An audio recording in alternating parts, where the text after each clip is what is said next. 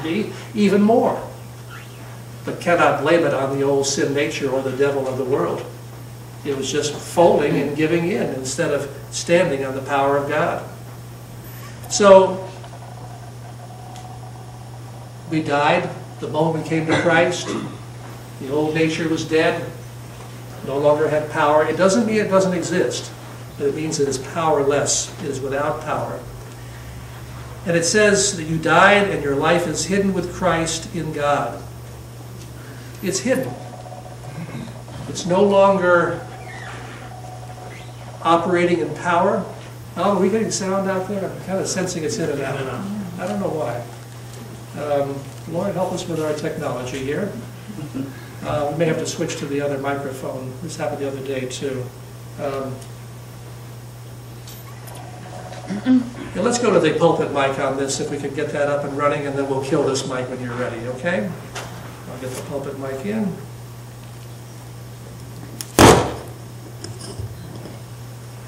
We'll kill the other mic. You're all set? You got your sound levels there? How's that? Is that more consistent? Mm-hmm. All right, let's pick it up again with verse 3. For you died, and your life is hidden with Christ in God. You're no longer alive. You're no longer vulnerable to the attacks of the enemy unless you choose to. You're hidden. You're safe. When you're safe with God, when you're hidden with God, the devil can't touch you. The old nature can't touch you. You're absolutely one with Him.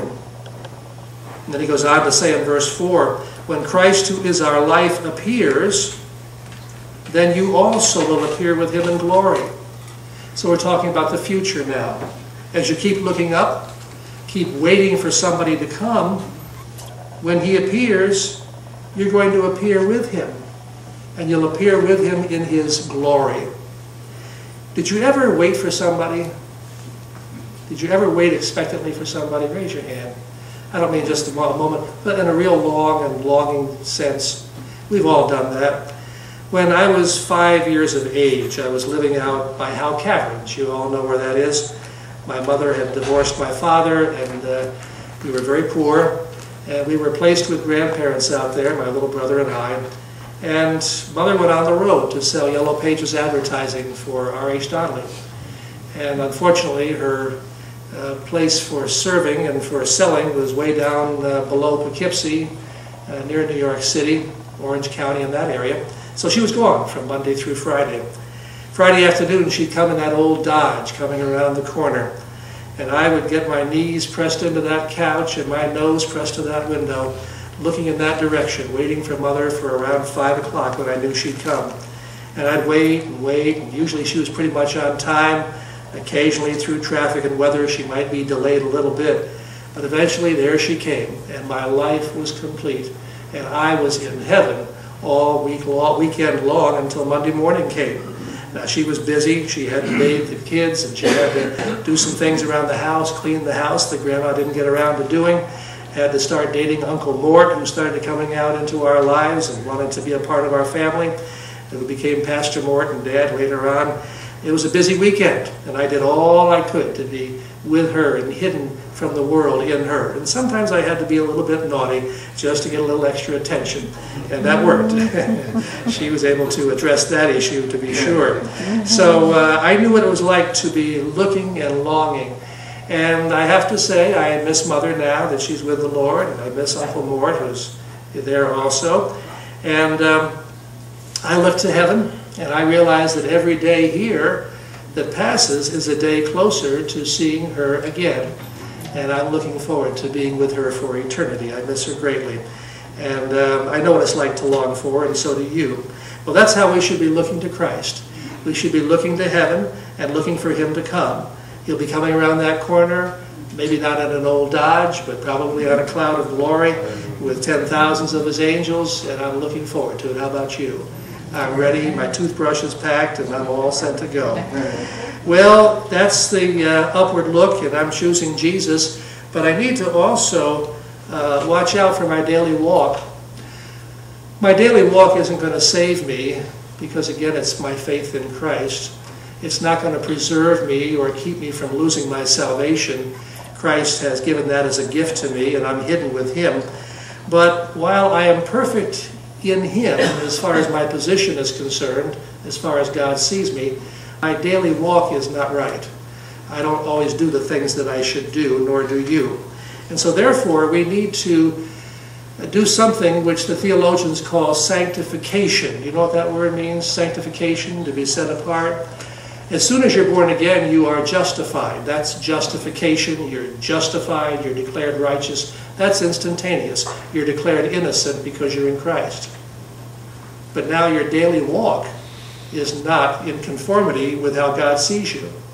So therefore, you need to be sanctified and start doing some changing. How many of you were born into a family? Not too many of you. I'm sorry. It's a great thing, really. I'm guessing all of us were. It's just a little bit early on a Sunday morning. You were born into a family, and your parents looked at you and you said, now you are a Jones or a Smith or a Lynn or a what have you, and you were a part of that family. What percentage were you? If you were a Jones, what percentage of Jones were you? You were 100% Jones. Or we do have a Jones, don't we? Eli, you're a Jones, and you were born into the family, you were a Jones. And you were 100% Jones. I'm not picking on Eli, but any of us. Were there times when we didn't act like we were Joneses or Lynns or what have you? And your parents might have said, Jones and Lynns don't act like that. You need to get yourself in line, Buster, with who you really are and who we are and what our family stands for. We don't do those things in our family. So there's the difference. Your position was a Jones or a Lynn. Your actions were like the hooligans down the street. And you need to get that in line. That's the idea here of let's get in line with who we really are. So verse 5 says, you need to put to death or to render no power the members which are on the earth. The things that you're doing here in the natural. Fornication. We know what fornication is. It is literally, technically, sex outside of marriage, but it's basically sex outside of marriage without one party being married. The details aren't important. The fact is it's wrong no matter what you're doing. Uncleanness gets into your attitude. Not physically doing it, but you're thinking about it. You're looking at it. You're reading about it. You're watching it on TV or on the computer or what have you. Passion has to do with a sinful passion of lust. I want thus and such. Usually it's meant in a sexual sense. It could be really in any sense. It is it's not a God-given desire, and it's not a God-given request. It's something you want on your own, and it's wrong. Then there's evil desire. Could be anything which is not of God, which is evil. And then covetousness, desiring something which God hasn't given you. Jealous because your neighbor has it, whatever it might be. It's wanting something that you haven't been given. He says it's idolatry. You're looking at that thing to become the idol in your life. The car, the position, the spouse, the school, the ministry, whatever it might be. We want something which we have not been given, and we are really worshiping that thing. And the sin about idolatry, not only are you focusing in and worshiping something else, you are not worshiping God. That's the real problem. God says you're not looking to